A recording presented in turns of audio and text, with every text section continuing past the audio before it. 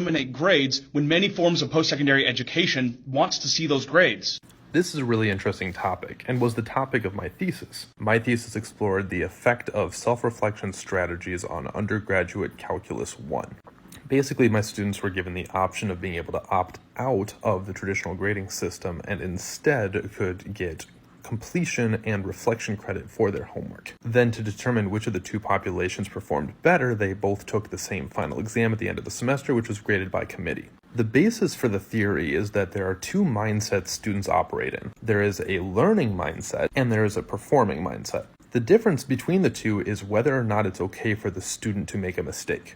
For example, on a test, that is a performance mindset where any mistake that you make is going to be penalized with a loss of points.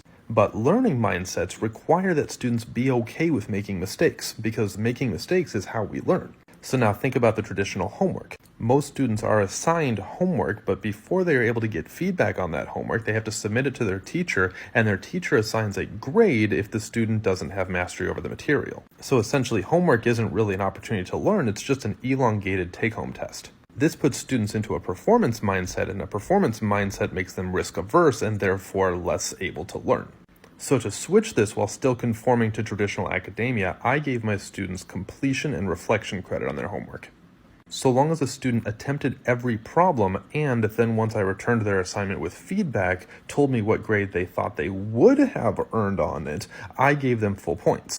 Essentially, they used the class rubric as well as the feedback that I provided in my answer key to be able to figure out how they were tracking towards mastery over the material. This gave them the same feedback as if I had graded it, but it didn't penalize them for making a mistake since it didn't affect their final grade.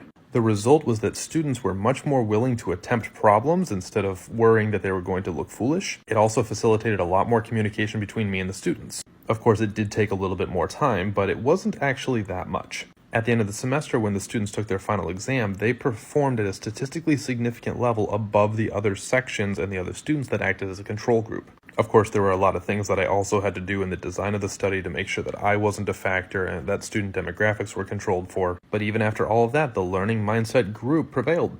Since I published on that, I've spoken about it on multiple conferences, and I truly believe it could be a step in the right direction to move academia from something that is grade-driven to something that is much more promoting of learning. So what are your thoughts? Tell me in the comments.